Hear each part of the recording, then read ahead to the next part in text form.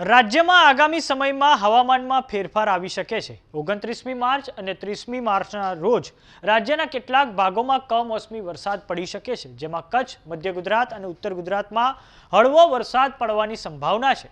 આ કમોસમી વરસાદમાં ખેડૂતોને નુકસાન થવાની પણ ભીતિ છે। તો આજે આપણા વિડીયોમાં હવામાન ખાતાની આગાહીની મદદથી જાણીશું કે આગામી સમયમાં ગુજરાતમાં કઈ જગ્યાએ કમોસમી વરસાદ પડી શકે છે। નમસ્કાર, જમાવટ સાથે હું છું પાર્થ। ભર ઉનાળે માવઠાની શક્યતા હવામાન ખાતા દ્વારા વ્યક્ત કરવામાં આવી છે। આગામી સમયમાં 29મી અને 30મી માર્ચના રોજ ફરી એકવાર 2 દિવસ માટે યલો એલર્ટ હવામાન ખાતા દ્વારા આપવામાં આવ્યું છે, જેમાં ઉત્તર ગુજરાતમાં ગાજવીજ સાથે વરસાદ પડી શકે છે। ઉત્તર ગુજરાતમાં કચ્છ, બનાસકાંઠા, સાબરકાંઠા, અરવલ્લી, દાહોદ અને મહીસાગરમાં કમોસમી વરસાદ પડવાની સંભાવના છે। આ કમોસમી વરસાદ પડવાનું કારણ એ છે કે રાજ્ય પર 2 અપર એર સાયક્લોનિક સિસ્ટમ સક્રિય થઈ છે। આગામી 29મી 30મી તારીખ દરમિયાન આ કારણે વરસાદ પડી શકે છે અને સાથે જ વેસ્ટર્ન ડિસ્ટર્બન્સ સિસ્ટમ પણ ગુજરાતને અસર કરવા જઈ રહ્યું છે। ગુજરાતના કિનારાના વિસ્તારોમાં ઉત્તર પશ્ચિમથી ઉત્તર દિશામાં પવન ફૂંકાઈ શકે છે અને આ માટે માછીમારોને હવામાન વિભાગે આ દિવસે દરિયો ના ખેડવા સૂચના આપી છે। આ ઉપરાંત આ સમયગાળા દરમિયાન ખેડૂતોનો જે પાક છે તેને પણ નુકસાન થવાની શક્યતા છે।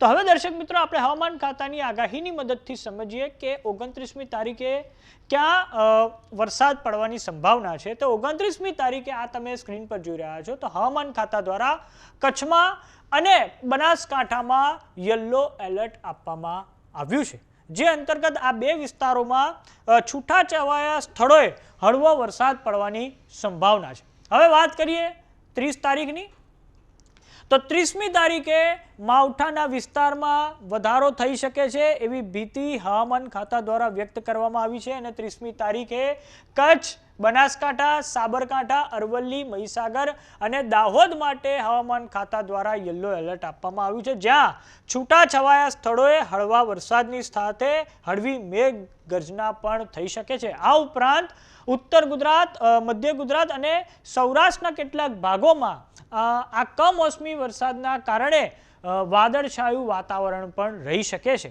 અને કમોસમી વરસાદના કારણે જો કોઈ ચિંતામાં હોય તો તે ખેડૂતો છે, કેમ કે આ અગાઉ પણ 2025ના વર્ષમાં ખૂબ ઐતિહાસિક એટલે કે 6 થી 7 દિવસનો કમોસમી વરસાદનો રાઉન્ડ આવ્યો હતો, જેમાં કેટલીક જગ્યાએ 5 ઇંચ, કેટલીક જગ્યાએ 7 ઇંચ અને કેટલીક જગ્યાએ 10 ઇંચ જેટલા વરસાદ પડ્યા હતા અને આ પછી ગુજરાત સરકાર દ્વારા કૃષિ રાહત પેકેજની જાહેરાત પણ કરવી પડી હતી।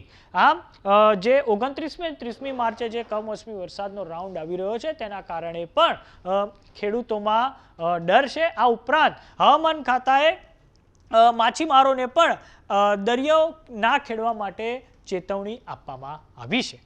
તો સમાચારોમાં અત્યારે બસ આટલું। જોતા રહો જમાવટ। જો તમે અમને યુટ્યુબ પર જોઈ રહ્યા તો સબસ્ક્રાઇબ કરો, જો તમે અમને ફેસબુક પર જોઈ રહ્યા તો ફોલો કરો, સાથે જ અમારી વોટ્સએપ ચેનલ આવી ગઈ છે, જોઈન કરવાનું ના ભૂલતા। નમસ્કાર।